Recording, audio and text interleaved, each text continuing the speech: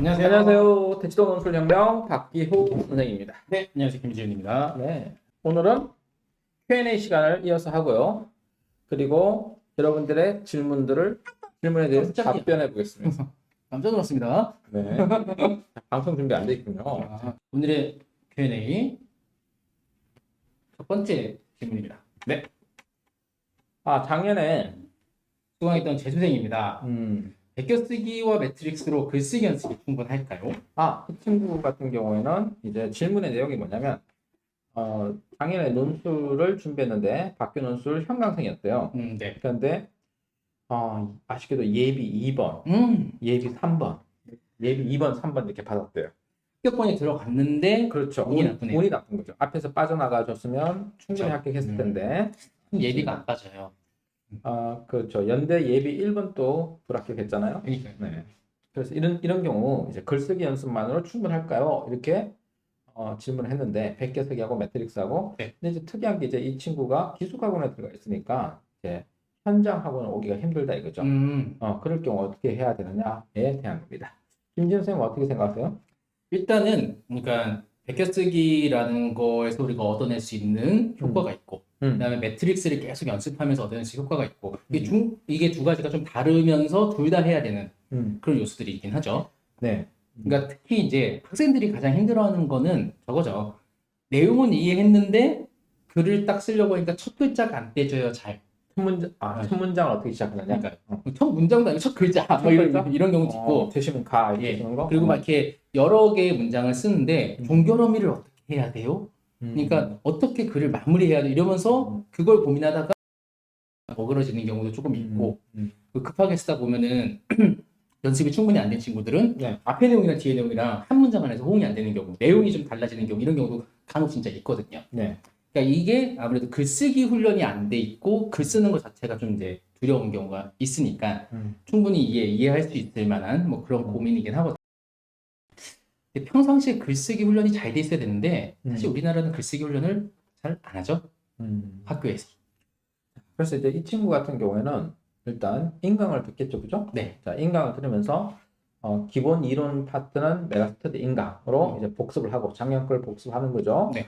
하고 올해 이제 직접 이제 첨삭을 좀 받아볼 필요가 있죠. 감각을 떨어뜨리면 안 되니까, 그죠? 그래서 이제 백개쓰기하고 재생하기는 백개쓰기 같은 경우는 이제 1학기 내내 하라고 하는 게 백개쓰기잖아요. 네. 처음 배울 때 하는 거죠. 백개쓰기는 또 방법이 무작정 백개 쓰는 건 아니잖아요. 백개쓰기 방법론이 있죠. 자, 그리고 나서 이제 2학기 때 가서 우리는 재생하기라는 걸 배우잖아요. 재생하기를 배우면 주도적으로 하는데 이 친구 같은 경우에 지금 작년에 예비 2, 3번 받을 정도였고 그리고 실제로 뭐 현장 수강생이었고 끝까지 들었을 테니까 그러면 2학기 때도 들었을 테니까 재생하기는 충분히 알고 있을 거고 그래서 본인이 이제 백개쓰기 재생하기 이런 거 해보면 됩니다. 그죠?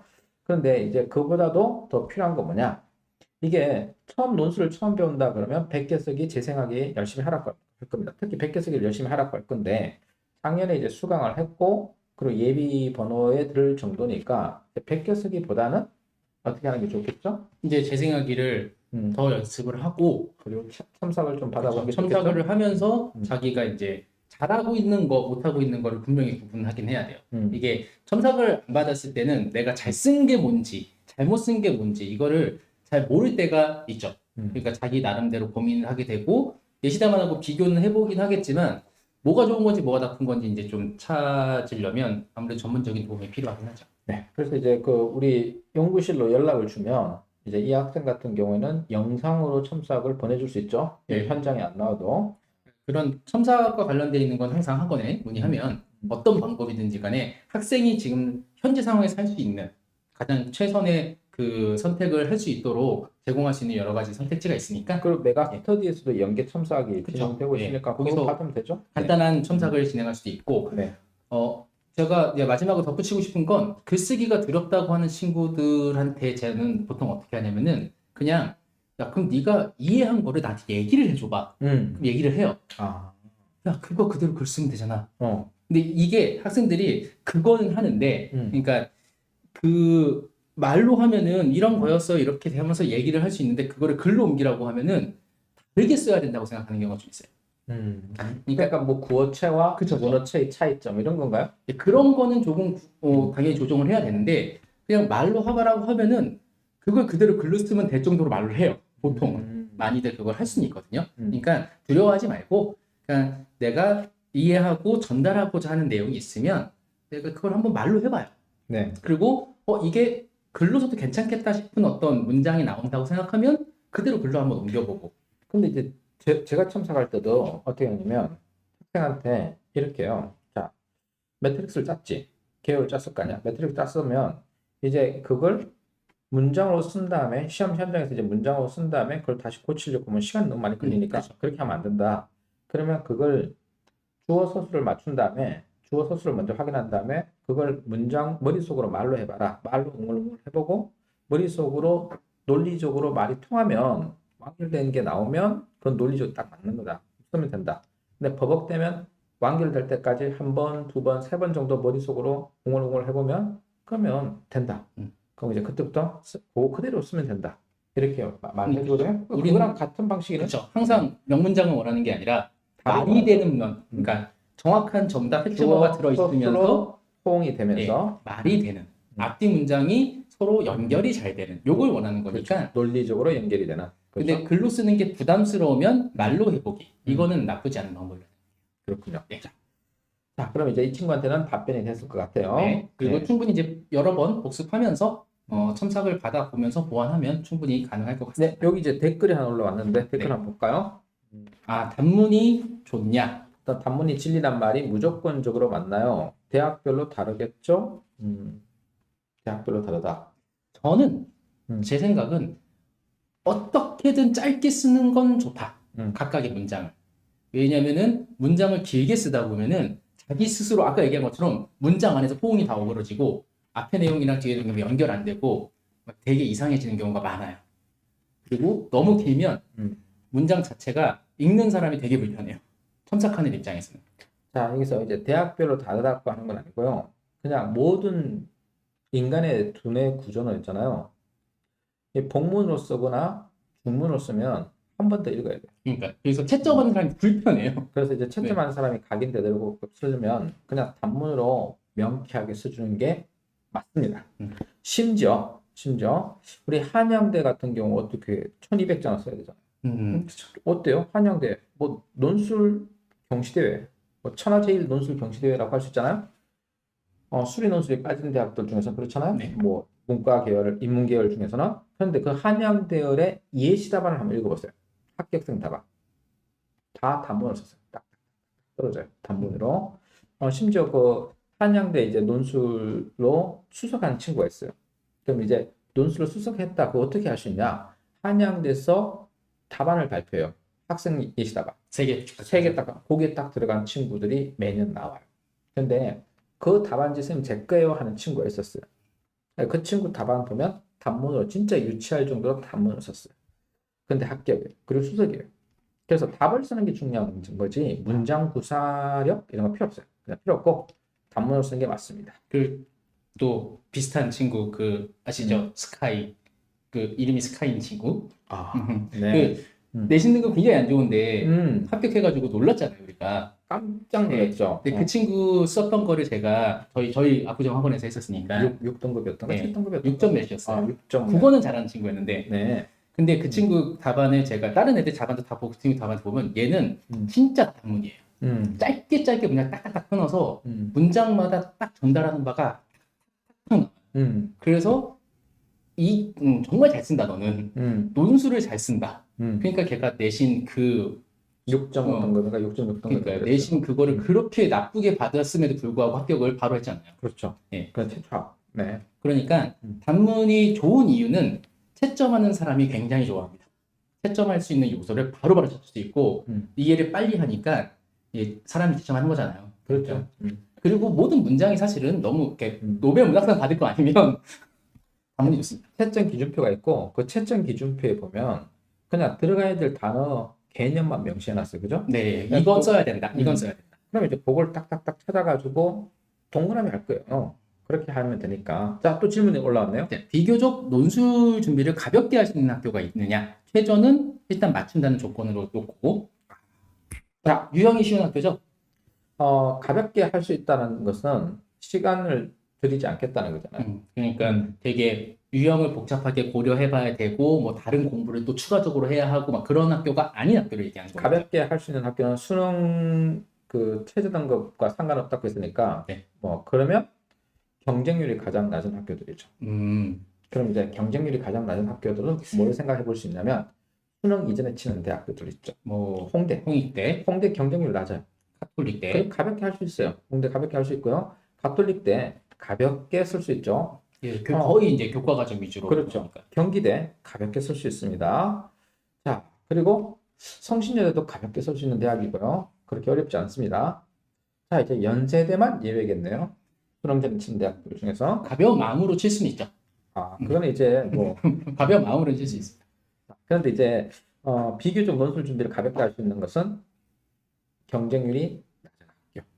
아니면 수능 치고 수능 치고 한참 뒤에 있어서 한 2주 동안 준비할 수 있는 시간이 있는 학교.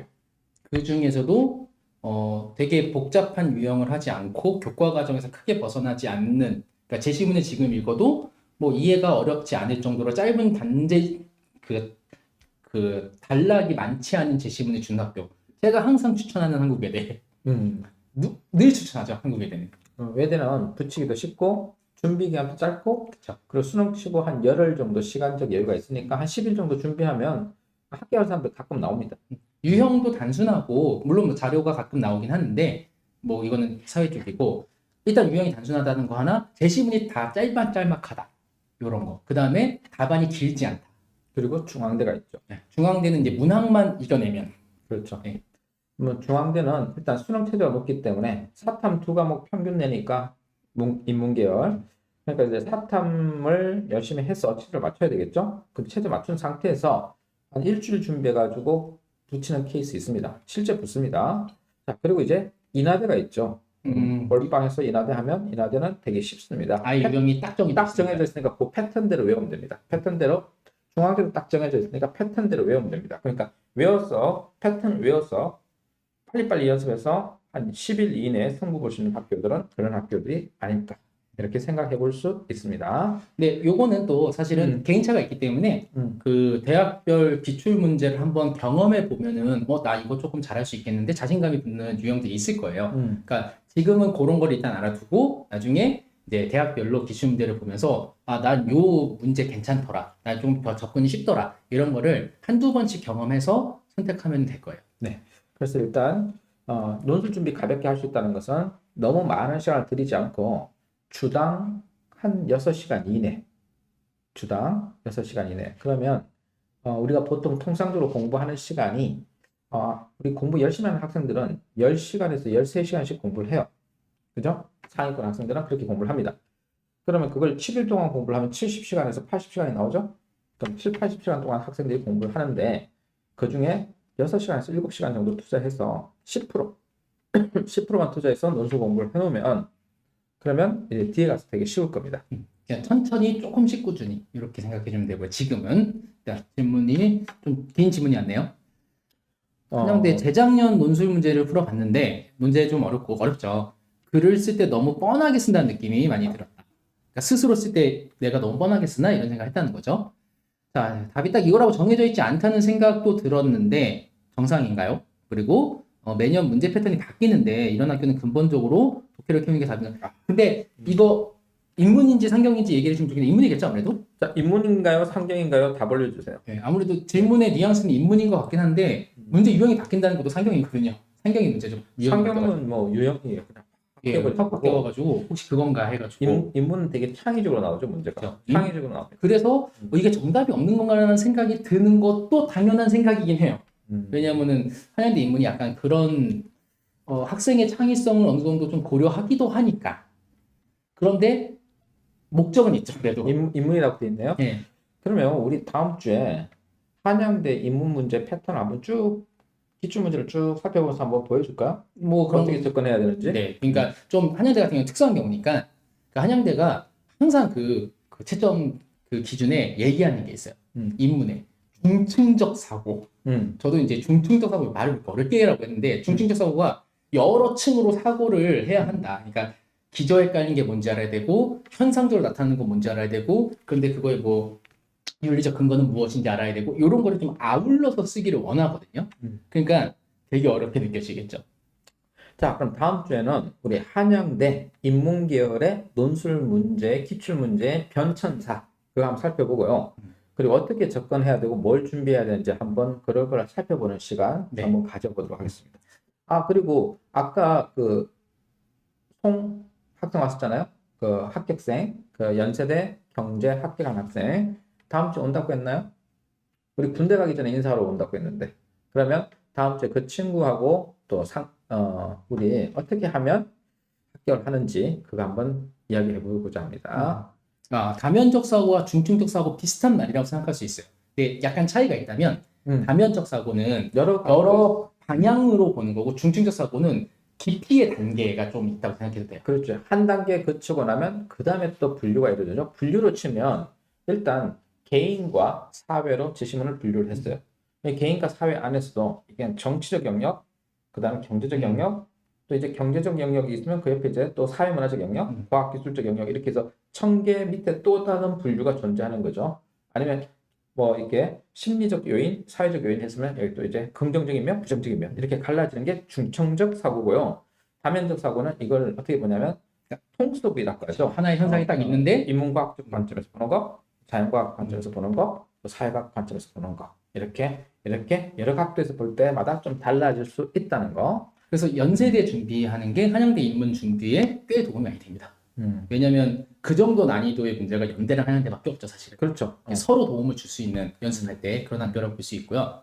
그 위에 이제 질문이 논술을 처음 할 때 개요자고 글 쓰고 첨삭을 바로 시작하는 게 사상문각이 아닌지, 그러니까 기초가 너무 없는 상태에서 마지막 단계를 가는 거 아닌지 뭐 이런 고민을 하는 것 같은데 어떻게 생각하세요? 첨삭을 처음 글쓰기 이제 완전 기초 때 첨삭을 하는 게 좋겠냐 아니면 내가 공부를 해놓고 어느 정도 좀 내가 수련을 쌓고 나서 첨삭을 하는 게 좋겠냐 이런 거겠죠. 그럼 절대로 첨삭 받을 일이 없습니다. 한 번도 못 받을 것 같습니다. 그러니까 이게 언제쯤 그게 될지 모르니까 그리고 이렇게 생각하면 돼요. 우리가 어떤 알지 못하는 길을 가야 되는데 일단 제가 좀 가보고요. 나중에 길을 잃으면 물어볼게요. 이러면 완전히 반대로 갔다가 삥 돌아올 수도 있잖아요. 그렇죠. 그러니까 처음부터 어느 방향으로는 가, 이 방향으로 가서 여기서 이렇게 돌아가야 돼. 이런 지침을 어느 정도 받고 나서 한번 가볼까? 이렇게 하면 그래도 좀 시간을 아낄 수 있겠죠. 제가 볼 때는 논술은 속도의 문제가 아니라 방향의 문제인 것 같아요. 속도를 아무리 낸들 방향이 잘못되면 헛수고죠. 다시 돌아와요. 계속 일기 쓰고 있으니까. 네, 다시 돌아와요. 그래서 첨삭이라는 거는 내가 쓴 글을 평가받는다라고 생각하지 마세요. 이게 첨삭을 평가받는다고 생각하면은 괜히 첨삭받는 게 두렵고 그럴 수 있거든요. 그 첨삭은 길을 다시 잡아주는 거예요. 요거는 잘했는데 요렇게 가는 것보다는 이쪽 길로 가야 할 것이다. 라고 해서 방향성 잡아주기. 그러니까 생각나는 게 있어요. 제가 이제 스키를 타는데 스키를 나이 먹고 배웠어요. 스키 탈 줄 아세요?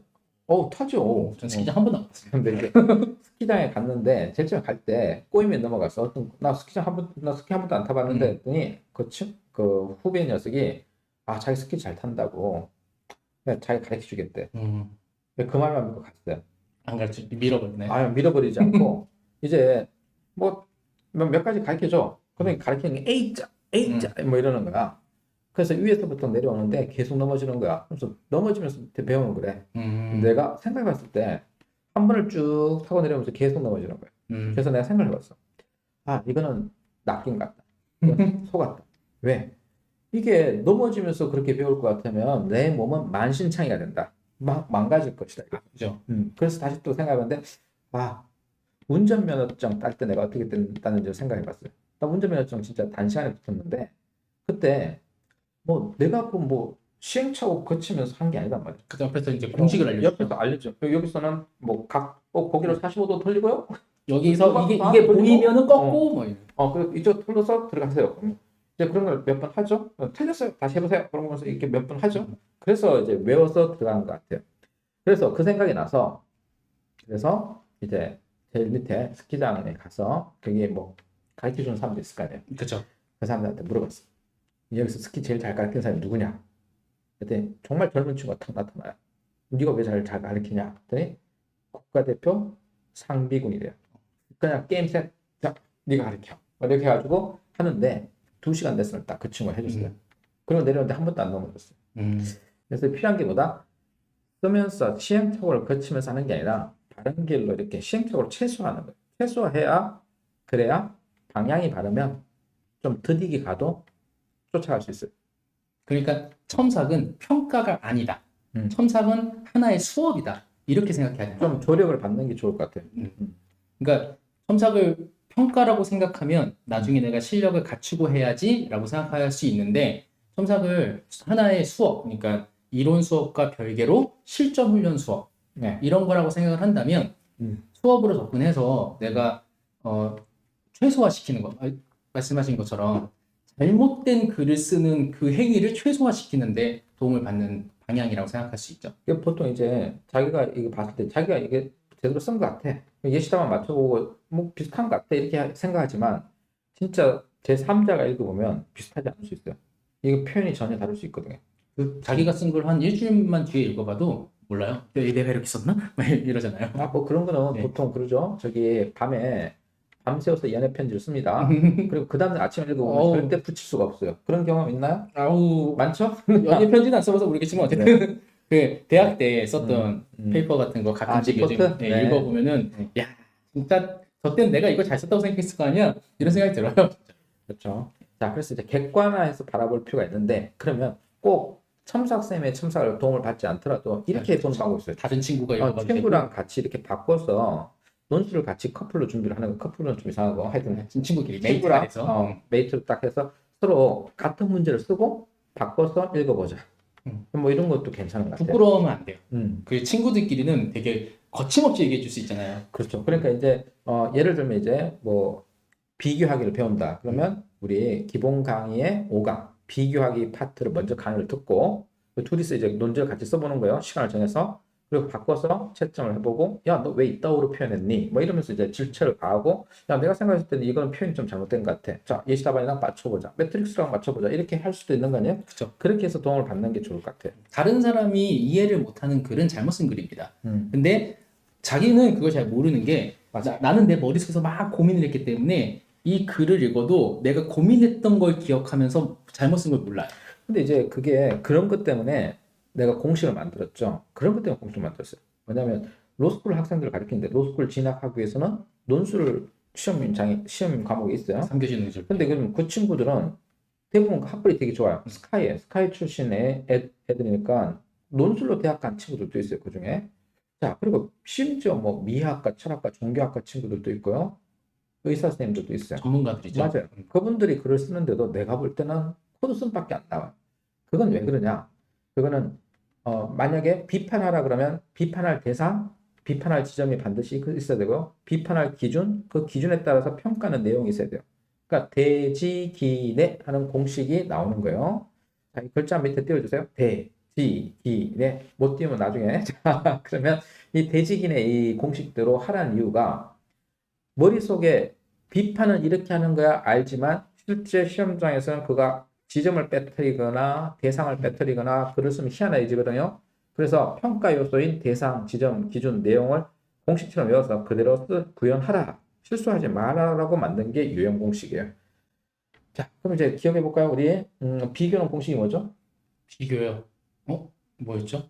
공기차 대 맞아. 공기차. 반드시 이게 차이점을 비교하라, 차이점을 서술하라 그래도 공통점부터 쓰는 게 원칙이다. 왜? 차이점이 있다는 것은 공통점이 있걸라. 주제가 겹친다거나. 맞아요. 넓은 영역에 공통 지점이 있죠. 그다음 넘어갈까요 이제? 예, 앞에 있는 것 다시 같으니까. 네. 질문이 올라오기 전까지 다시 네. 예전 Q&A 궁금한 점은 질문 올려주세요. 자, 시작합니다.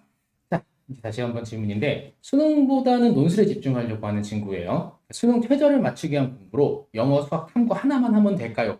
물론 학교에 따라 다르겠죠 이거는.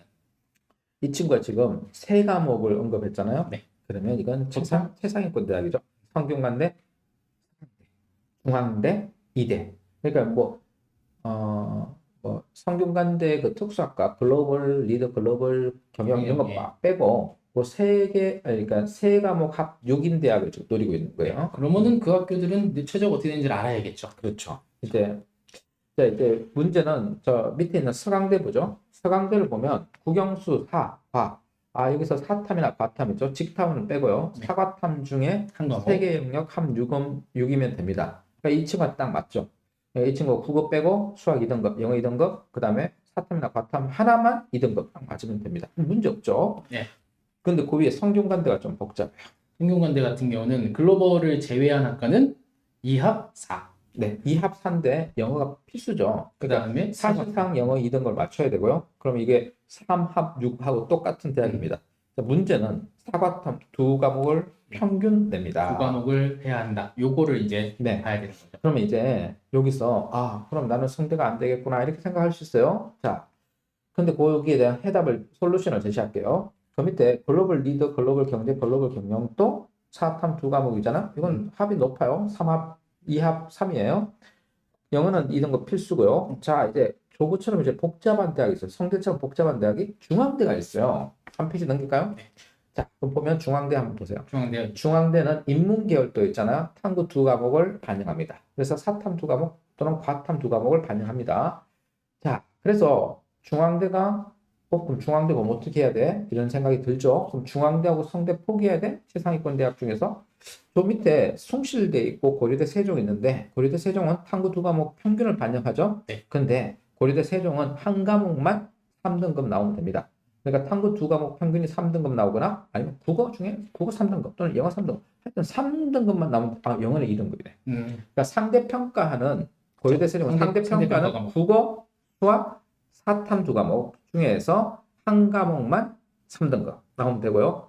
영어는 절대평가는 영어는 다른 걸로 체제를 못 맞췄을 경우 영어 2등급이 나와야 되는 게 고려대 세종이에요. 그러니까 이제 고려대 세종을 이 친구가 바라보는 것 같진 않아요. 세 개를 하는 거니까. 사실 숭실대는 2합 6이니까 3, 3이니까 이것도 논외로 하고 그 친구는 성대하고 중앙대가 딱 걸리네요. 자, 그럼 이제 성대 중앙대 포기를 할 것이냐? 아니요, 포기 안 해도 돼요. 어떻게 하느냐? 학생이 사회탐구를 한 과목만 딱 집중하면 한 과목은 1등급 내지 2등급 나올 수 있겠죠. 자, 근데 이게 대학생일 가능성이 높은데 그러면 영어 공부를 하면 영어 1등급 찍을 수 있겠죠. 그러면 이제 수학 1등급 찍는 것보다 영어 1등급 찍는 게 쉽잖아. 아무래도 쉽죠. 그럼 영어 1등급 찍고 수학 2등급 찍어. 자, 그리고 이제 사탐 평균이 3이 나오면 되잖아요. 그럼 한 과목 1등급 찍으면 한 과목은 4등급 나왔대요. 5등급 나와도 5등급 나오면 되죠. 5등급 나오죠. 4, 5등급 나오면 되잖아요. 네. 사탐 하나를 2등급 찍어도 4등급 나오면 되잖아요. 그러면 사탐 하나를 제대로 공부하고 하나는 시험에 응시하세요. 응시하고 눈치껏 푸세요. 그러니까 사탐이 딱 평균이 나오면 5등급이에요. 어느 정도 공부는 할 수 있으면 더 좋죠. 일단 할 수 있으면. 사회탐구 기본적인 개념만 익히고 가도 5등급 나오지 않을까요? 아니 그것보다 이제 저는 좀 더 확실하게 하자면 이런 거죠. 사탐이 이제 20문제를 풀잖아요. 20문제 중에 어느 정도 공부를 해서 내가 10문제는 풀어서 맞춘다. 그것만이라도 하는 설령만 갖추자. 그리고 나머지 10문제는 이제 찍었어. 찍는 거와 내가 이제 어렴풋하게 했던 거 이런 것들을 동원해서 하면은 그래도 5등급, 4등급은 잘하면 맞을 수 있겠죠. 그렇죠. 그렇게 되면 중앙대하고 성대를 안 버려도 된다. 이렇게 되는 거고요. 아예 그냥 귀찮아요. 그러면 그냥 성대 중앙대 버리고 하면 됩니다. 자, 이제 문제는 이 친구가 이과인지 문과인지는 잘 모르니까 그러면 이과일 경우, 자연계일 경우 이제 문제가 되는 게 덕성여대는 과탐 두 과목, 그리고 중앙대도 의학부, 약학부는 과탐 두 과목을 반영합니다. 그러니까 이렇게 특수한 과들은 과탐이니까. 그렇죠. 중앙대 자연계열은 과탐 한 과목을 반영하고요. 연세대 의학과 미래는 탐구 두 과목을 반영합니다. 자, 요 정도 되면 여기에 대한 답변이 됐을 것 같아요. 네. 자, 여기 질문 올라왔네요. 성대는 사탐 하나, 제2외고 대체되죠. 어머, 이 입시를 바뀌는 걸 모르네. 제2외고가 작년까지 상대평가, 올해부터는 어떻게 돼요? 절대평가로 바뀌었습니다. 그러니까 아랍어 특수가 없어졌죠. 아랍어에 몰릴 이유가 전혀 없어진 거죠. 자, 그래서 절대평가로 바뀐 상황에서는 제2외고 대체 안 되는 데가 엄청 많습니다. 그거 지금 확인 좀 해서 알려주는 게 좋을 것 같은데요. 우리 연구원들 있나요? 잠깐만요. 제가 찾아볼게요. 이럴 때는 입학처를 들어갑니다. 자, 입학처에 가면 자, 입학처 홈페이지는 이렇게 검색을 한 다음에 입학처 네. 홈페이지 들어가세요. 그러면 여기 공지사항들이 있는데 일단은 입시 요강은 안 나왔는데 여기 보면은 입시원 4월 말에 나올 거고 2022학년도 시행 계획이 있습니다. 네, 이 시행 계획을 다운받겠습니다. 그래서 시행 계획을 다운받았어요. 여기 보면은 이제 이런 것들이 나옵니다. 논술이 어디에 있는지 천천히 찾아보도록 하지요. 자, 학생부 종합, 학생부 종합, 학생부 종합, 논술이 있죠. 논술 있네요. 자, 논술 이제 볼까요? 자, 최저학력 기준은 어떻게 되어 있느냐? 이렇게 되어 있죠. 인문계는 제2외국어 한문을 대체 가능하다고 되어 있네요. 네, 이게 안 되는 데가 더 많아졌습니다. 근데 이게 성대는 가능하네요. 네, 제2외국어 한문을 한국어 영역으로 대체가 가능하니까 요거를 반드시 확인하셔야 돼요. 이런 식으로 입학처 홈페이지 들어가면 지금은 시행 계획이에요. 그리고 이번 달 안에 최종적인 계획이 나옵니다. 요강이 나올 겁니다. 그러면 좀 더 이거보다 자세하게 나와요. 그러니까 여기서 논술이면 논술, 학생부 종합이면 종합 이런 거 필요한 거를 스스로 찾아가지고 끝까지 정확하게 확인을 하시고 헷갈리면 입학처에 전화하세요. 되게 친절하게 알려줍니다. 네, 그리고 성대니까 하나 더 팁을 주면 저기 사회탐구 2개 평균 낼 때 소수점 이하를 절사한다는 거 저거 특징입니다. 그러면은 내가 1등급과 7등급 받으면은 1등급 6등급이면 7이니까 3.5인데 절사하니까 3등급이네요. 되네요. 오, 1등급, 6등급도 가능합니다. 1, 6도 가능하고 2, 5도 가능하죠. 합이 7이니까 3등급 처리해 줍니다. 그러면 사탐 하나 2등급 맞고 제2외국어 5등급 맞아도 되는 거 아니야? 그러네요. 그러면 그냥 5등급은 쉽지 않나 제2외국어? 그게 또 모르겠어요. 저는 1등급이었습니다. 네. 자, 이제 중앙대 상경계 수리 논술은 어떻게 준비하면 될까요? 자, 이거 김준 선생님이 답변하면 되겠네요. 네. 난이도가 많이 높은 편인가요? 수리 논술이 부담스러워 인문 논술을 하자니 모집 인원이 적어서 고민이네요. 진짜 이거 현실적인 거예요. 중앙대 같은 경우는 수리 논술 문제 자체가 거의 이제 확통으로 확정되어 있습니다. 확통 아닌 게 나온 적이 모의에서 가끔 나오는 경우가 있는데 예전에 근데 이제는 거의 안 나온다고 보시면 돼요. 그래서 무조건 확통인데 일단 난이도로 따지면 수능 기준 확통 수능 기준으로 따졌을 때 3점짜리와 4점짜리 사이의 정도의 난이도 문제 자체 난이도는 그런데 풀이는 그거보다 조금 더 긴 거 이 정도로 생각하시면 돼요. 그러니까 이거 뭐 교과 과정에서 충분히 다 배웠고 수능 공부를 제대로 하고 확통의 이론이랑 기본 유형 문제 그러니까 대놓고 얘기하면 수능 특강에서 레벨 2 정도의 문제를 내가 풀 수 있다. 그러면 중앙대 수리 논술 문제는 무조건 풀 수 있습니다.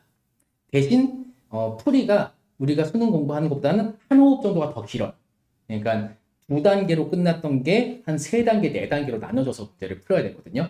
그러니까 내가 3점짜리 문제 2개 정도를 풀겠구나라고 예상하는 게 적당해요. 그리고 답안을 써서 점수를 잘 받는 방법은 중앙대가 이제 특징이 있어요. 수리논술 답안지 있잖아요. 논술 답안지에 수리논술 쓰는 영역이 되게 좁아요. 그렇죠. 칸이 되게 짧죠. 근데 풀이는 좀 길게 써야 돼요. 길 수밖에 없어요.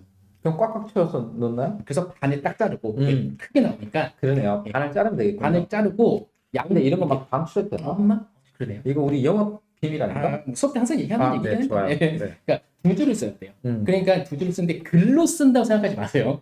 절대로 글로 쓴다고 생각하지 말고 그래프 그리면 되겠네요. 내가 풀이를 그러니까 필요하면 글은 목록의 제목을 쓰는 거예요. 그러니까 예를 들어서 1단계 내가 뭐뭐의 확률을 구하겠다. 이런 식으로 있죠. 어떤 놈의 확률 이렇게 해놓고 이제 그거를 어떻게 풀 건지 간단한 수식과 필요하다면 글을 섞어서 쓰기 이렇게 해가지고 3파트 내지 4파트 정도로 나눠서 답안을 쓰는 게 전형적인 풀이법입니다. 왜냐하면 중앙대가 이 3개나 4개, 많은 5개 정도로 나눠지는데 각 영역에서 답을 제대로 했는지를 체크해요. 그래서 각각의 영역에 답을 주거든요. 근데 수학 문제를 풀다 보면 당연히 그게 단계가 나눠져요. 처음에 이거 풀고 그걸로 이거 풀고 그걸로 이거 풀고 이렇게 영역이 나눠질 수밖에 없거든요. 그거를 그냥 나눠서 답안을 잘 써주면 돼요. 근데 자 이제 이 친구의 고민은 네. 그런데 수리 논술 부담스럽다 이거예요.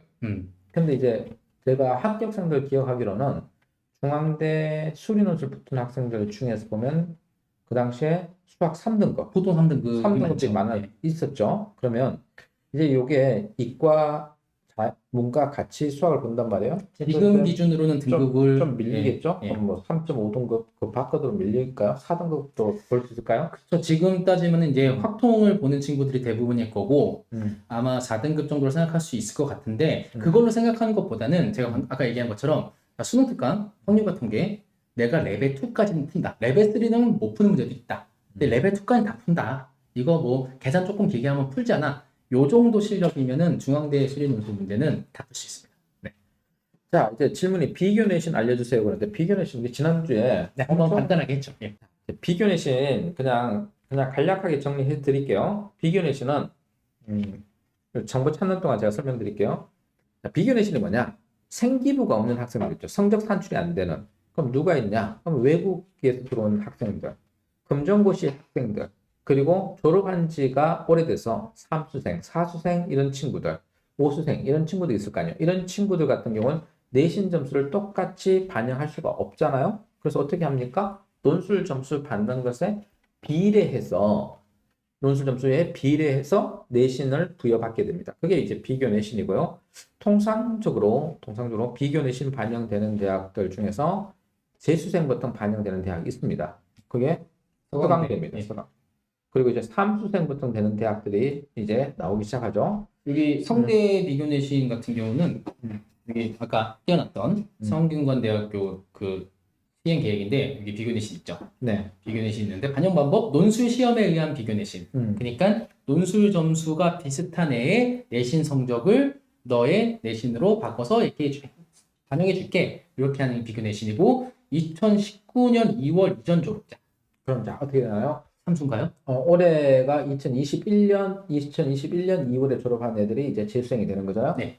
사수부터이네요. 사수생 그리고 검정고시 해외고 졸업자 반영 교과 등급이 없는 학생. 그러니까 학교가 좀 특수한 경우죠. 네. 이렇게 하는 게 대부분에서 하는 거고 네. 특이한 경우가 한양대였죠. 이게 한양대는 논술 점수에 아예 그냥 내신을 주죠. 그러니까 네. 논술 점수가 90% 이상이면 그냥 1등급으로 다 처리. 80% 이상이면 2등급으로 다 처리. 뭐 이런 식이죠. 네. 그러니까 요거는 내 논술 점수와 비슷한 다른 학생의 내신을 갖고 와서 끌고 와서 해주느냐 아니면 논술 점수에다 아예 그냥 내신 점수를 부여해 주냐 이렇게 크게 두 가지가 있습니다. 네. 자, 이제 논술 준비를 시작한 지 3개월이 넘어가는데 이거 대단히 1월 달부터 열심히 한 학생이네요. 네. 아직도 뜬구름 잡고 있는 것 같아요. 개요도 제대로 못 세우겠고 어떻게 해야 될까요? 개요를 못 잡는다. 그러니까 개요를 못 잡는다는 건 글쓰기 할 때 얘기겠죠, 지금 이게. 그렇죠. 논제가 뭔지 모르겠다가 아니라 글을 쓰려고 하는데 자꾸 내가 딴 얘기를 쓰게 되더라. 내가 쓰는 답이 좀 이렇게 정확하게 본질을 뚫고 있지 못하는 것 같다. 이런 고민을 하는 것 같은데. 자, 이제 뜬구름 잡는 이유가 있습니다. 이유가 있는 게 일단 너무 뭐 800자를 쓰라. 1000자를 쓰라. 그러면 800자를 쓴다. 그러면 800자를 한꺼번에 다 쓰려고 하니까 뜬구름 잡는 것 같아요. 근데 이제 문제를 잘 보면 문제는 제시문 가와 제시문 나를 비교하고 제시문 가에서 볼 때 제시문 나의 문제점을 비판하라. 이렇게 나오잖아요. 그럼 사실 두 개로 갈라지는 거예요. 비교하는 거 한 달러, 비판하는 거 한 달러. 그 비교하는 거 한 달러 간에 공기차대에서 비교점을 비교하는 것만 비교를 하면 돼요. 그럼 이제 첫 문장 어떻게 시작할지 나오는 거예요. 다음에 그렇게 해서 400자 한 달러 쓰는 거예요. 그럼 이제 비판하다 그러면 아까 말한 대로 대지기내, 비판 대상, 비판 지점, 비판 기준, 비판 내용 있잖아요. 그럼 그걸로 해서 대지기내로 기준부터 쓰는 거예요.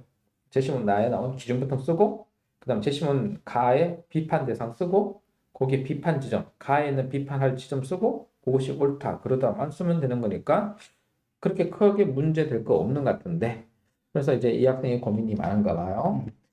그래서 이 같은 경우는 이제 첨삭쌤들한테 도움을 좀 받고 첨삭쌤들한테 질문을 적극적으로 하세요.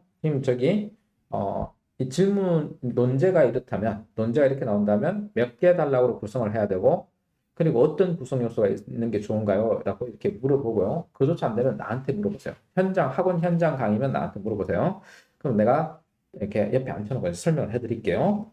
그래서 그렇게 고민하지 말라. 그리고 사실 논술을 석 달 배웠어요. 그럼 많이 배운 거냐? 이제 첫 걸음 떼는 거예요. 왜 그러냐면, 그냥 수학을 배운다고 쳐볼게요. 자, 수학을 배우면, 우리가 수 1, 수투, 그리고 확률. 이렇게 가잖아요. 확통. 그럼 이제 내가 확통을 끝내는데 몇 달 정도 걸리나요? 보통 금방 합니다. 한 달 만에 끝나잖아요? 한 달이면 할 수는 있습니다. 아, 보통은. 그렇군요. 자, 확통이 쉬워요. 자, 그럼 이제 확통을 한다고 치면 확률 한 달, 통계 한 달, 그렇게 한다고 합시다. 네, 그렇게 그럼 자, 하면 2달을 배웠어요.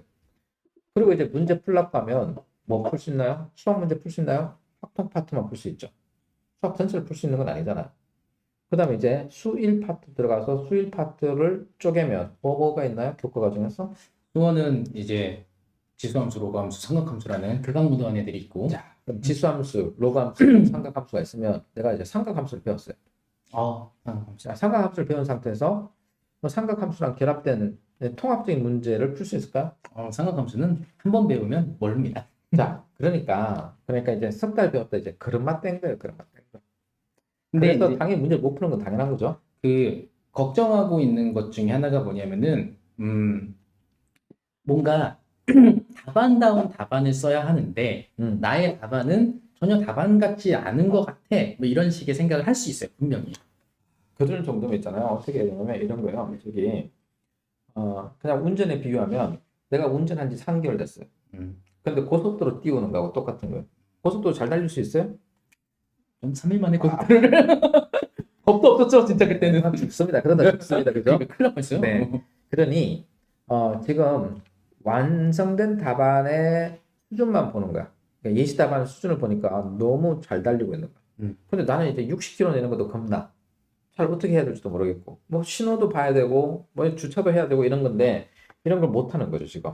그래서 숙달 시켜야 돼요, 숙달. 그래서 이제 뭘 배웠냐? 뭐 확률을 배웠다. 그럼 확률 문제를 배우자마자 막 곧장 그걸 잘 푸는 건 아니잖아요. 자기 연습해야 되잖아요. 예. 그렇듯이 비교 유형을 배웠다. 그럼 비교 유형을 숙달을 시켜야 돼요, 여러분. 여러분 비교 유형을 풀어봐야 돼요. 적어도 한 10문제 정도 풀어봐야 되죠. 비교 유형에 관련된 10문제. 그 정도 풀어보면 이제 비교가 능숙해지겠죠. 이제 비판하는 문제도 한 10세트의 문제를 풀어봐야 되겠죠. 그러니까 너무 이렇게 조급할 필요 없습니다. 그러니까 솔직히 말해서 1학기 내내 뜬구름 잡기예요. 1학기 내내 헤맬 겁니다. 6개월 정도는 그냥 이거 내가 제대로 맞나? 이런 생각이 들 겁니다. 그리고 너무 어려운 게 답안을 쓰려고 하지 말고 일단은 지금은 처음에 아직은 시작하는 단계니까 뻔한 답을 쓰는 게 필요해요. 그러니까 나는 좋은 점수를 받기 위해서 좋은 글을 써야지라고 하는 게 아니라 뻔하게 일단 쓰기. 뻔하게 쓰기는 뭐냐면은 맞는 말을 쓰기. 틀린 건 안 쓰기. 네. 당연히 해야 될 거는 딱 써놓기. 요걸 한 다음에 뭔가 조금씩 좋은 글, 그 다음에 뭔가 본질을 꿰뚫으면서 약간 차별화가 되는 글, 이런 게 만들어질 수 있는 거니까 일단은 당연한 걸 쓰겠다. 그게 잘못하는 게 아니다. 이 생각을 좀 해줄 필요가 있어요.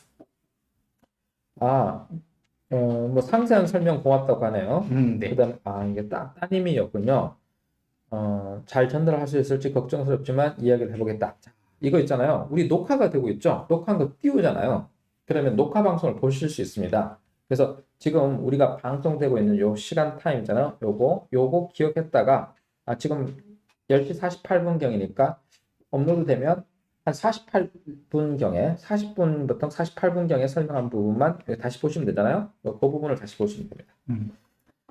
그래서 예시답안 베껴쓰기. 그러니까 예시답안 베껴쓰기를 하면서 이제 자연스럽게 체화가 될 수 있는 거. 요거 문체 아니면 그 문장의 구성, 그다음에 단어 같은 거. 요런 거는 진짜 정말 많이 베껴쓰기를 하다 보면은 자연스럽게 문장 스타일이 점점 이제 좀 깔끔해져요. 그러니까 요거는 몸으로 익히는 거나 다른 거거든요. 그러니까 그거는 당연히 해야 되는 거죠.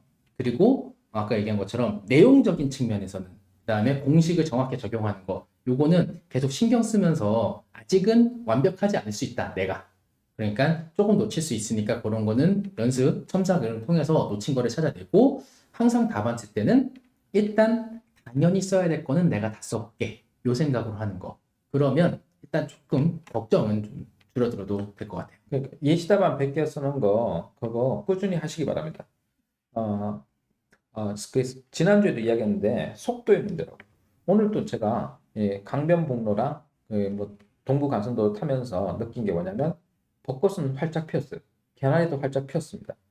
근데 꽃이 피었구나 이런 건 보입니다. 근데 디테일한 게 안 보이거든요. 그러니까 눈으로 읽으면 아 이게 글이구나 이게 답이구나는 보입니다. 근데 자극이 안 돼요. 디테일한 차이점을 못 느낍니다. 그래서 제발 베껴쓰기 해달라 이거예요. 그리고 베껴쓰는 요령 가르쳐 주잖아요. 수업 시간마다 어떻게 하라고 그대로만 해주시면 됩니다. 자 이제 통 먹고 오든 거 육론술이 답인가요? 아 아깝습니다. 이 통 먹고 나름이에요. 그죠? 이게 어디 통 먹고냐에 따라 좀 다를 텐데 이게 뭐 솔직히 까도 되나요?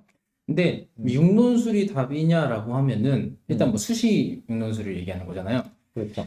수시 육론술은 저는 그러니까 항상 수시 육론술을 쓰는 친구들은 진짜 종합으로 할 게 아무것도 없다는 게 확정되면 육론술을 하는 게 당연히 답이죠. 근데 사실은 가끔 국제고 서울국제고 나면 청심이겠죠. 가끔은 이게 전심도 있고 서울국제고도 있고 그 되게 내신이 안 좋은데 동탄국제고도 있고 저 두 가지밖에 기억이 안 나가지고 그 내신이 안 좋은데 뭔가 특별함으로 승부하는 종합 전형이 간혹 있어요. 진짜 간혹. 근데 이게 너무 극소수죠 이게. 자, 5등급이 내신 5등급이 합종할 수도 있어요. 눈높이가 낮다. 그러니까 보통 이제 통 먹고 5등급 되면 눈높이는 솔직히 말해서 굉장히 높죠. 높을 수밖에 없죠. 경희대, 외대 이런 거 뭐 안 가려고 하거나 거기 갔으면 좋겠다 이 정도 생각하는데요. 그 밑에 대학을 권유하면 안 가려고 하죠. 그래서 솔직히 딱 까놓고 이야기해 볼게요. 5등급이다. 그러면 외대 됩니다. 어떤 외대요? 용인외대 됩니다. 그러면 또 어디 될까요? 경희대? 수원? 영통에 있는 한국어학과, 뭐 러시아학과 이런 됩니다. 그러니까 그런데 많이 와 있습니다. 진짜 많이 와 있어요. 5등급. 자, 그러면 이제 그게 내 눈높이에 맞냐? 나 그 용납 못하겠다. 그거보다 질러 되겠다. 그러면 육론술 하는 거고요. 그게 아니다 그러면 합종으로 한 장 내지 두 장을 확실하게 붙을 수 있는데 던지세요. 재수를 하는 것보다 그게 나으니까. 그리고 논술을 질러대는 겁니다. 그래서 뭐 논술 5개나 4개 떨어지면 합종으로 붙은 데 가세요. 간 다음에 반수하는 게 멘탈에 더 도움이 되고요. 그죠? 그리고 이렇게 세상이 빨리 바뀌는 시대는 그게 더 도움이 될 것 같습니다. 그리고 이미 내신 5등급이기 때문에 정시도 그렇게 좋은 점수가 나오진 않을 것 같아요. 그러니까 이게 막 111 찍을 리는 없잖아요. 뭐 모르죠. 몰라요? 네. 한영 외국어나 뭐 되면 몰라도 그죠? 네. 근데 뭐 워낙 다양한 학생들이 많이 있어가지고 근데 만약에 그러니까 그런 케이스가 있긴 있으니까 정말 뭔가 되게 특출난 게 하나 있으면 수시에서 종합을 뚫는 경우도 정말 극단적인 경우는 있는데 혹시 그런 게 없으면 저는 미련을 갖지 마라 이런 생각이에요. 예전에 그런 게 있었어요. 외고 5등급 6등급 정도 학생이었는데 저도 수기를 본 건데 그 학생이 한의대를 갔거든요. 근데 그 학생은 뭘 했냐면은 자기가 어차피 안 된다는 거 알고 한의학 공부를 자기 나름대로 한 거예요. 그래서 자기 한의학 공부 노트를 해서 수시 면접 가서 프레젠테이션을 했어요. 내가 한의학에 이만큼 꿈을 갖고 있고 이만큼 준비를 했다. 내신 성적은 별로 안 좋지만 수학은 그래도 3등급이 나온다. 뭐 이런 걸로 어필을 한 거죠. 그래서 그 친구가 지방이긴 한데 한의대를 간 걸로 알고 있어요. 경희대는 못 갔는데. 그러니까 그런 아주 특출남이 있지 않으면 안 된다. 대구 한의대나 뭐 동국대 동의대를 갔었나? 그랬던 걸로 알고 있어요. 네. 자, 이제 선생님 EBS와 함께 논술 준비하는 것도 괜찮겠습니까? EBS 여기서 EBS는 EBS에서 제공하는 논술인가요? 아니면 EBS에서 수능을 준비하는 아니요, EBS에서도 논술을 합니다. 네. 그걸 말씀하신 무료 참석도 있고요. 네, 그거 이야기하는 것 같습니다. 뭐 여러 가지 방향성을 배우는 건 나쁘진 않죠. 그냥 공부하는 게 중요한 거죠. 네. 뭐든 다양하게 하면 뭐 또 다른 생각을 할 수 있으니까 충분히 좋습니다. 그러니까 이제 EBS에서 논술 강의를 하실 정도면 대한민국에서 한 10손가락? 발가락까지 합쳐서 20손가락 안에는 아무나 안 시키죠. 그렇죠. 들어야죠. 들은 아주 내공 있는 강사들이니까 괜찮습니다. 네, 같이 공부하면 좋습니다. 여기서 네. 뭐 이렇게 안 했던 걸 여기서 할 수도 있고 다른 시각을 보여줄 수도 있고 근데 그거를 이제 잘 소화해내야죠. 이게 충돌이 되지 않게 소화를 잘 해내야죠. 그것만 하면 괜찮을 거예요. 인강에서 강의를 할 정도면요, 대한민국에서 최고 강사들, 최고 강사. 그래서 그냥 인강을 참고하는 건 상당히 도움이 됩니다. 옛날에 한 10년 전엔 EBS 선생님들이 제일 잘 가르치는 선생님들이었었는데 여기 구체적인 또 질문. 인문계 4등급 네.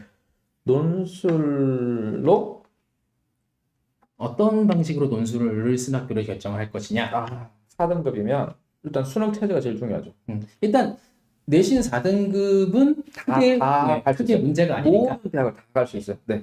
전혀 감점이 없다고 생각하면 됩니다. 대신 그냥 이제 합격자 평균이 4등급이라고 생각하면 됩니다. 그러면 우리가 생각할 건 첫 번째가 최저를 맞출 수능 수 최저. 있느냐. 수능 체제가 제일 중요해요. 그리고 내가 논술을 준비해 봤는데 어떤 유형의 강점을 보일 수 있느냐. 그러니까 내가 수리 논술 되느냐, 그냥 통계 자료 해석 되느냐, 뭐 이런 거 중요하죠. 근데 영어 제시문 되느냐, 이런 거 중요합니다. 이게 둘 다 아직은 조금 먼 일이잖아요.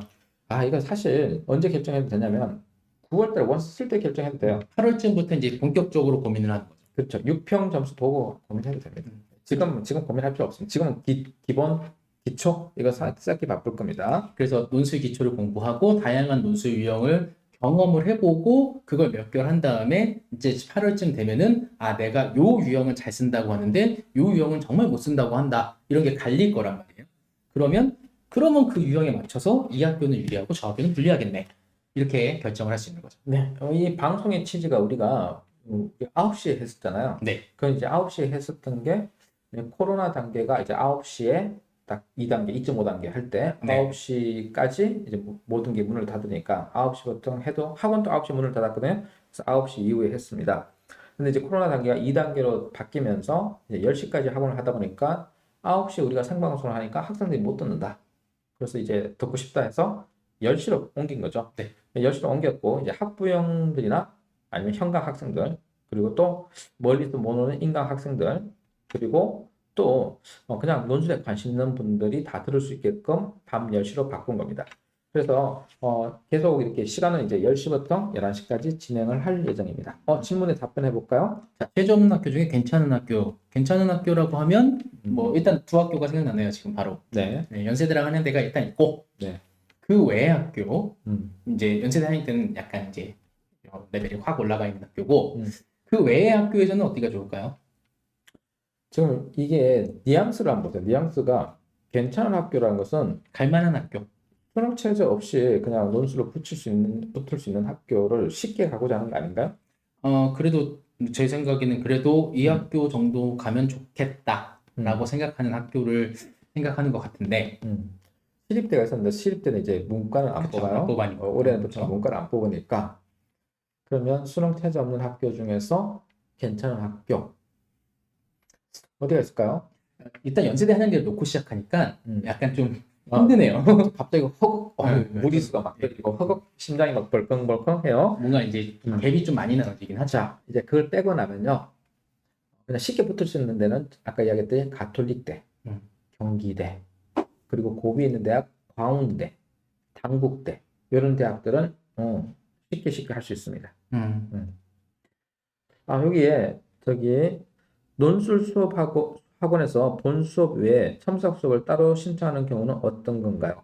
요거 저기 우리 그건 같아요. 네. 저기 일단 늦게 들어온 학생들 앞에 부분 하고 그다음에 중간고사 기간에 그 이야기인데 그 이야기 좀 해줄까요? 일단은 형광생 대상으로 하는 네. 건데 기본적으로는 현강을 수업을 하고 있는 학생들 중에서 이제 논술 첨삭을 따로 신청할 수 있는 경우는 내가 뭔가 다시 보완을 하고 싶다 아니면 중간고사 기간에 나는 중간고사를 보지 않는 반주생이나 재주생이다.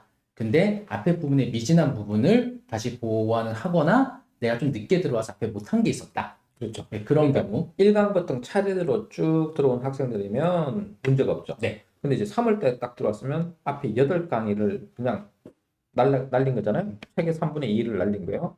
2월 달에 들어왔다 그럼 앞부분을 날린 거잖아요. 네. 그럼 그걸 인강 보고 왔을 때 자기가 이해한 것과 첨삭을 추가적으로 받는 거는 좀 다르죠. 네. 그래서 그런 학생들을 위해서 첨삭 프로그램을 만들어 준 겁니다.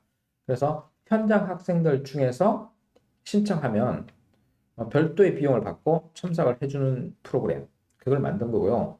마침 중간고사가 껴 있으니까 중간고사 기간에 중간고사와 상관없는 학생들은 누굴까요? 대학생이거나 네. 또는 재수생들. 재수생 그런 친구 또는 검정고시 준비하는 친구들 이런 친구들 같은 경우 아니면 아예 내신이 폭망했다 뭐 이래가지고 내신 관리 안 하는 친구들이 앞에 부분을 첨삭받고 싶다 했을 때 신청해서 받는 걸 말합니다. 아니면 음. 지금 또 하나는 뭐냐면은 이제 논술을 시작하려고 하는데 좀 많이 늦었기 때문에 중간에 들어가면은 벅차니까 보완을 하겠다. 자, 그런 경우에는 첨삭만 있는 게 아니라 수업과 첨삭을 소수로 따로 이제 약간 과외식으로 진행해주는 그런 프로그램도 있어요. 그건 이제 대치동 논술 하고 와야 되죠. 네, 그런 프로그램도 우리 대치동 논술 있으니까. 하고 와서 이제 받는 겁니다. 그리고 인강생이나 지방 학생들 같은 경우도 조금 첨삭을 좀 면밀히 함께 한번 받아보고 싶다. 그러니까 제대로 된 첨삭을 면밀하게 받아보고 싶다라고 하면은 신청하면 저희가 첨삭을 제공해 줍니다. 그 학생들을 따로. 그러니까 그런 것도 뭐 학원으로 문의하시면 자세하게 안내를 해드릴 거예요. 여기에 인하 아주 아까 질문한 학생인데 수능 체제 없는 학교 아, 꼭 예. 띄어서 인하대 아주대 찍었습니다. 네. 그럼 인하대 아주대 논술 어떤가요? 물었는데 괜찮나요? 그랬는데요. 합격률 이야기하는데 인하대는 그냥 꿀입니다. 꿀 빨 수 있습니다. 속된 말로 꿀 빨 수 있어요. 인하대 진짜 꿀이에요. 그냥 준비 제대로 하면 쫙 됩니다. 아주대 쉽지 않아요. 아주대는 쉽지 않아요. 뽑는 인원수도 너무 적고 그리고 이게 아주대가 시험 문제가 이게 막 변동을 요동을 치는데 자료 해석 같은 경우 심리학과 교수님들이 딱 들어가면요 심리학 실험 냅니다. 그래서 이게 자료 해석 자료 해석 정말 잘해야 됩니다. 근데 좀 어려운 경우가 있죠. 실험 설계 나와요 실험들. 그리고 막 가끔씩 그런 함정 있잖아요. 자료 막 주고 이건 쓰면 안 되는 거였는데 하는 맞아요. 그런 거 있어요. 그런 좀 이상한 문제를 내는 경우도 조금 있습니다. 네. 자, 거기에 한양, 경희, 숙명, 세종, 관광계열을 희망한다. 지금부터 논술 준비해도 충분히 가능성 있는 학교일지. 일단은 한양대는 어려운 학교 그냥 경희대도 관광 쪽은 근데 많이 지원하죠. 근데 생각보다 예전만큼 되게 빡빡하진 않더라고요. 그 관광이나 호스피탈리티 자체가. 자, 숙명여대 솔직히 말할게요. 꿀입니다. 진짜 꿀입니다. 그냥 숙명여대 논술 붙이기 쉽습니다. 관광계열 붙이기 쉽습니다. 수능 체제만 잘 맞추시고요. 준비하시면 됩니다. 세종대 괜찮습니다. 수능 체제가 희한하게 높은 학교인데요. 의외로 정신 못 차리고 있죠. 그런데 논술이 그렇게 어렵지는 않은. 맞아요. 네. 그래서 뭐 숙명여대, 세종대는 쉬웠고요. 경희대는 원체 인기가 있기 때문에 장담 못한다. 한양대는 내공을 키울 수밖에 없어요. 경희대는 그거죠. 또 사회계열이니까 뭐 수리 논술이 있습니다. 경희대는 수리 논술이 있어요. 네. 근데 뭐 어려운 수리 논술은 아닌데 수리 논술이 있다는 걸 알아야 돼요. 네. 자, 이제 방송을 곧 마칠 시간에서 한 가지 질문만 받겠습니다. 논술 지문 대비에 사탐은 어떤 게 좀 유리할까요? 윤사는 기본을 하고 있는데 또 하나를 생윤과 사문 중에 뭐가 유리할까요? 이거 우리 열심히 다룬 건데 또 질문하신 거 보니까 오늘 처음 왔나? 무조건 사문이죠. 윤사를 하고 있으면 생윤을 할 필요는 없죠. 그리고 사실은 이제 윤사보다는 생윤이 조금 더 연결은 많이 되긴 하는데 사실 생윤 윤사를 되게 깊게 다루진 않아요. 그러면은 막 그 학자들이 끌고 와서 막 해야 되기 때문에 논술 문제들 그렇게 깊게 다루진 않고 오히려 사문이 훨씬 많이 나옵니다. 근데 내가 좀 브레이크 걸고 싶은 게 네. 사회문화를 했을 때 그래서 사회문화를 선택했다. 논술에 도움받기 위해서. 그리고 수능 때 3등급 나오면 안 돼. 이러면 이건 안 하는 게 나아. 그러니까 논술에 도움이 되는 사탐은 사문인데 그게 나의 수능 선택 과목으로 적절한지는 본인이 이제 공부를 잘 해봐야 돼요. 사회문화에 데이터 통계가 있잖아요. 비례식 구하는 거, 수식, 산수 문제 있잖아요. 마지막 세 문제. 거기에 딱 말려가지고 틀려버리면 등급이 그냥 추락해버리잖아요. 그게 3점짜리. 3등급, 4등급 찍잖아요. 그래서 나는 반댈세 뭐 이런 느낌? 근데 그런 그 수치 해석이 또 논술 문제 나오기도 하죠. 그렇죠. 네. 근데 어쨌든 중요한 건 사문은 내가 수능 선택 과목을 하지 않더라도 반드시 보기는 봐야 되는 거예요. 논술을 준비한 사람이라면. 그러니까 단원이 뭐가 있고 용어가 뭐가 있고 대칭적인 개념이 뭐가 있는지는 반드시 알아야 됩니다. 네. 건국대, 동국대도 논술 괜찮나요? 꿀인가요? 헬인가요? 건국대는 헬입니다. 헬. 사회 게다가 인문사회 2는 수학이 진짜 수학이 한양대보다 어려워요. 인문사회 1과 2 구분하면 인문사회 1은 그냥 인문계열이죠. 근데 뽑는 인수가 되게 적어요. 그다음 인문사회 2는 상경계열이죠. 뽑는 인수 제법 나와요. 그런데 문제는 수학 나와요. 수학이 한양대보다도 어렵습니다. 그럼 내신 안 보잖아요. 그럼 누가 와요? 이제 수학에 강점이 있는 그 다음에 내신이 안 좋지만 내가 그렇죠. 건대 정도 레벨에서는 반드시 학교를 간다. 그런데 이제 건국대, 동국대가 다 2등급 2개잖아요. 2등급 2개. 최저 수능 최저가. 그러니 건국대 갈 바엔 난 동국대 간다. 동국대는 꿀이고 건국대는 헬이다. 이런 거 자꾸 이야기하면 되나?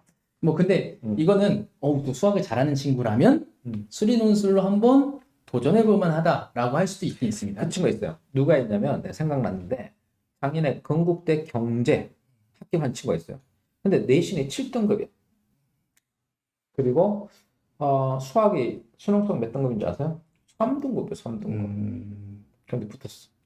근데 그러니까 건대의 분당 러셀 친구야. 수리논술 문제가 그 크게 세 문제인데 소문항으로 따지면 한 6문제 정도 되거든요. 6문제, 5문제, 6문제 되는데 다 못 풀어요. 절대로 시간 내에 다 못 풀어요, 이거.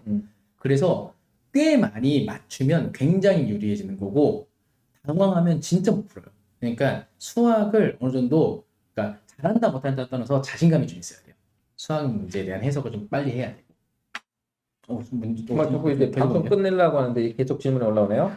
해야죠. 자, 인강생인데 솔직히 기본편 첨삭 강의가 너무 비싸기도 해서 백겨쓰기랑 독서만 우선적으로 하고 첨삭은 이후 커리큘럼에서 필요할 때 최소한으로 받으려고 하는데 기본편도 당장 첨삭해야 되나요? 뭐 이런 경우라면 선택적으로 하는 것도 생각을 하세요. 대신 기본편 쪽에 첨삭을 안 받는다면 부담되는 건 억지로 하면 안 되죠. 그렇죠. 근데 그렇다면 스스로 점검은 반드시 해보는 거죠. 생각나는 친구 있어요. 우리 그 한양대 합격한 친구 있잖아요. 한양대 논술 합격했는데 네. 그 친구가 교재비가 너무 비싸다. 그래서 자기는 교재비를 벌기 위해서 편의점에서 알바를 하면서 편의점에서 박교쌤 인강을 봤다. 훌륭한 친구인데요. 네. 그러면서 이제 한 친구가 있죠. 그 친구는 현장 강의 한 번도 안 들었어요. 그냥 인강으로 들었고 인강으로 전부 다 준비를 해서 합격한 친구입니다. 그러니까 괜찮습니다. 그죠? 첨삭을 굳이 뭐 이 친구 같은 경우에 첨삭을 받을 정도로 어떻게 한다? 백겨쓰기를 열심히 해라. 첨삭 받은 만큼 열심히 해라. 그리고 파트너를 구해라. 단짝친구를 구해서 같이 바꿔봐라. 그럼 도움이 될 것 같다. 그래서 기본편 당장 첨삭받지 않아도요. 파트너를 구하거나 아니면 백겨쓰기를 정말 열심히 하면 됩니다. 그러니까 친구가 이 글을 이해 못하면 잘못 쓴 거예요.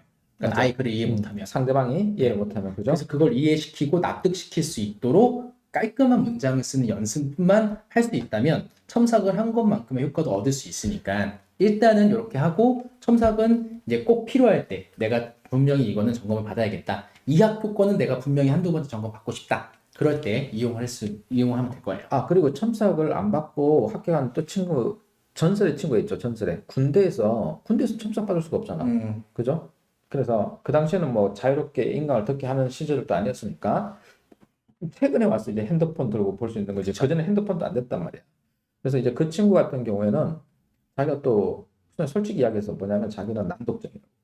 그래서 이거 무슨 말인지 모르겠대. 그래서 외워버리는 거죠. 외우는데 어떻게 했냐면 예시답안을 30번 베껴쓰기 뭐 이런 거 했다는 거. 그러니까 그렇게 해서 문장을 통으로 외우고 영어 같은 경우는 문장 표현 통으로 외우는 거 그런 거 비슷한 거라고 그럼 생각합니다. 논술 두 군데 합격했어. 시립대 세무회계학과하고 단국대 방송 영역 뭐지 그거 커뮤니케이션 학과. 그게 당연히 100대1 당연히 시립대 세무를 가죠. 네. 자, 그래서 이제 그냥 베껴쓰기 열심히 하면 됩니다. 네. 대신 이제 나중에 어떤 학교 특히 내가 이 학교는 꼭 가야겠다는 학교 있을 때 그때 집중해서 첨삭을 한두 번쯤 받아보는 본인이 이제 원스 낸 학교 네. 꼭 붙겠다는 학교 첨삭은 받아보시기 바랍니다. 파이널 때 오시든가 현장으로 아니면 인강으로 받아보세요. 네.